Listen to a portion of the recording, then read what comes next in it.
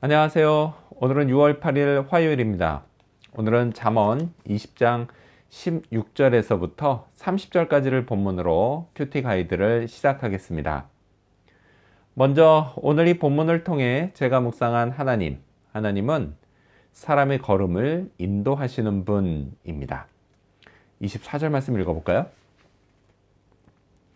사람의 걸음은 여호와로 말미암나니 사람이 어찌 자기의 길을 알 수 있으랴. 아멘. 자, 이 말씀을 쉽게 풀면요. 인생길은 하나님이 인도하시기 때문에 인간이 자기 길을 알 수 없다가 됩니다. 자, 그런데요. 이 말씀을 오해하면 안 됩니다. 알지 못하니까 그래서 막 살아도 된다. 이런 뜻이 아닙니다. 자, 하나님이 인도하신다는 전제가 없더라도요, 어차피 인간은 자기 길을 알 수 없습니다. 인생이요, 늘 의도한 대로 풀리면 얼마나 좋을까요? 하지만요, 그런 인생은 없습니다. 생각지도 못한 변수가 얼마나 많은지 모릅니다. 그래서요, 인간은 인생을 열심히 살아야 합니다. 그래야만 나름대로 변수를 줄일 수 있기 때문입니다. 그런데도요, 여전히 인간은 자기 길을 알 수 없습니다. 하지만요, 창조주요 또한 섭리자이신 하나님께는 생각지도 못한 변수라는 게 없습니다. 인간인 내가 보기에는 변수처럼 보여도요, 하나님께는 다 의도한 대로 진행되고 있는 것입니다. 따라서요, 가장 바람직한 것은 하나님을 내 인생의 인도자로 인정하고 내가 알 수 없는 내 인생길을 하나님을 의지하며 걸어가는 것입니다. 그러다 보면요, 역시 열심히 살 수밖에 없습니다. 그게요, 하나님의 뜻이기 때문입니다. 자, 이렇게 열심히 살다 보면요, 하나님께 좋은 선물을 받게 되는데요. 그 선물 역시도 내가 알 수 없는, 곧 내가 예상하지 못했거나 또는 내 예상보다 훨씬 더 좋은 그런 선물입니다. 따라서요, 내가 하나님의 인도하심, 그것만 잘 따르고 있다면 내 인생길을 알 수 없는 것, 그건요, 그리 불편한 일이 되지 않습니다. 오히려요, 기대되는 일이 될 수 있습니다.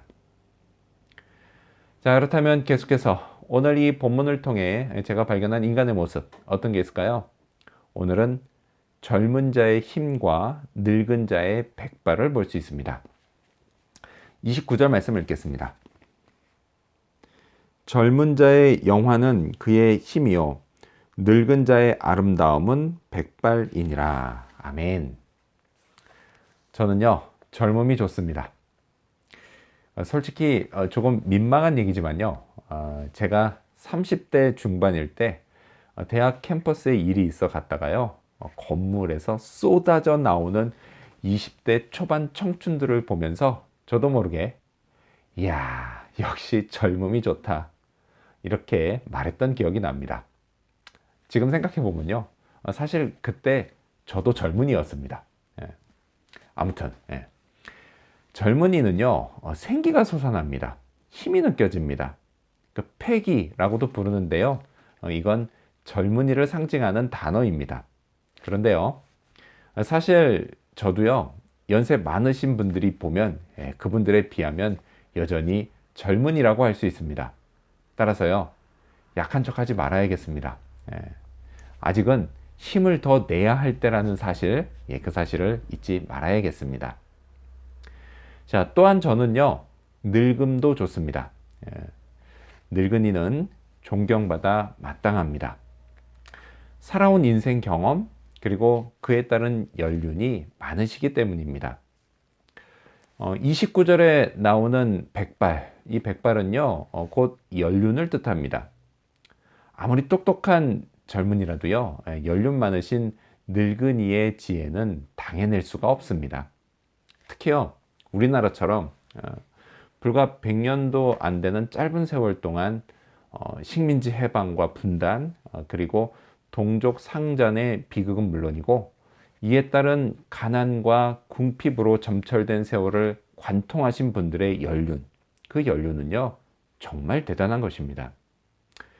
자, 그분들께요, 배우고 또 물려받아야 할 지혜가 얼마나 많은지 모릅니다. 그래서요, 그분들의 백발, 그 백발을 보면 정말 아름답다는 생각이 듭니다. 언젠가 저도 백발이 될 때가 올 것입니다. 그때요, 제게도 백발에 걸맞는 그런 연륜이 있으면 참 좋겠습니다. 자, 그렇다면 끝으로 오늘 이 본문을 통해 나에게 주신 교훈이 뭘까요? 그건 상의를 잘하자입니다. 18절 말씀을 읽겠습니다.